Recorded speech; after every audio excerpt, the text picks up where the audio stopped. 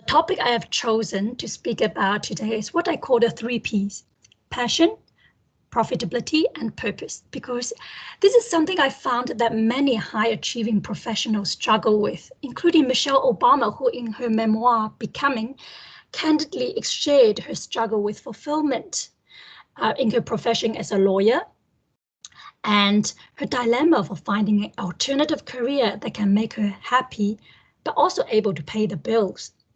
In today's society, it seems that we have been conditioned in believing that to live a fulfilling and meaningful life, we need to find our life's purpose, and this is by finding our passion, following it, and making a living doing it.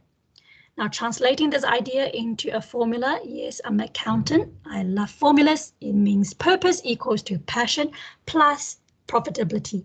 But does it really work?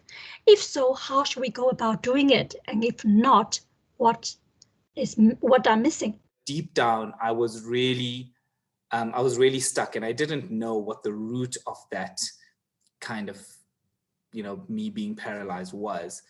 I guess I was saying goodbye to a lot of things. I was saying goodbye to an amazing group of people, work that I really cared about, a wonderful manager who was instrumental to my personal growth. And it just felt like I was giving up a lot until a friend who was actually a lecturer of mine at university back in the day, she said to me, look, one piece of advice or one piece of wisdom that has really benefited her life was to make decisions out of love and not fear. And when I eventually made the choice to liberate myself from those assumptions and fears, it really gave me the opportunity to kind of go in with my full heart and mind to do something that I really cared about and loved. And my new career is bringing me a huge amount of opportunity, of growth, and personal satisfaction in seeing the immediate impact I make to my students every day.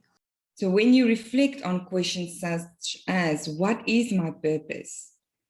Or what gives me meaning in life and at my work?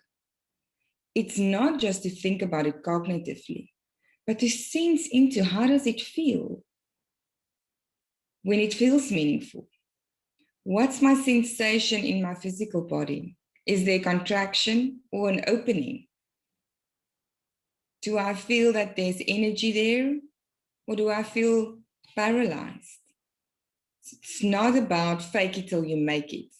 It's really about expanding your own shape in order to expand your purpose and who you can become.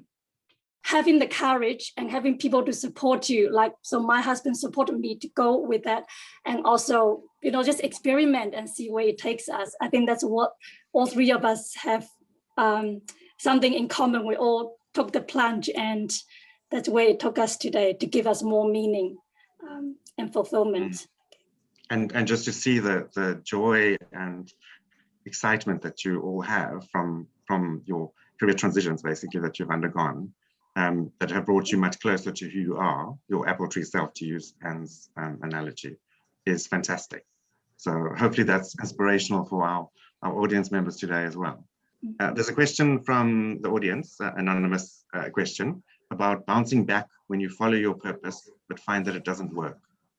So they say that feeling of not succeeding can be very deflating. So interested in your thoughts or suggestions on how to bounce back.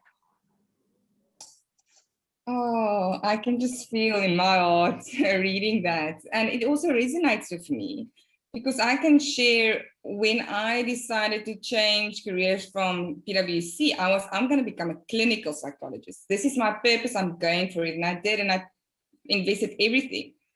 And then I didn't get selected. So I went for 5 interviews across the country, and I got onto the waiting list. So just getting an interview is challenging, but I never got in. And I thought, did I now listen wrongly? Yeah, why not?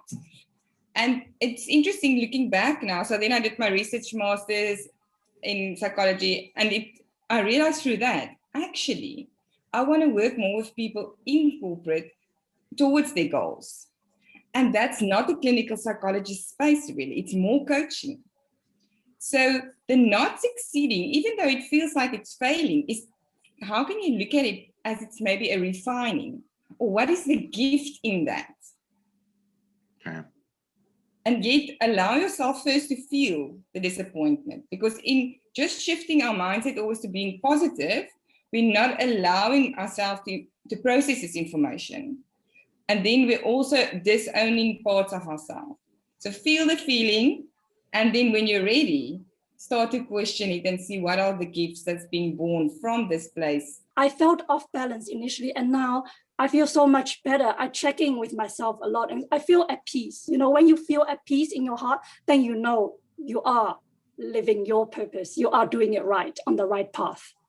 It's such a beautiful question because it is about feeling, which is amazing, because it's something that I struggled a lot with in recognizing the importance of feeling in my thinking process. But one question that comes to mind is, what might you be assuming that is causing you to feel deflated? Because in there just might be so many assumptions about failure and what it means.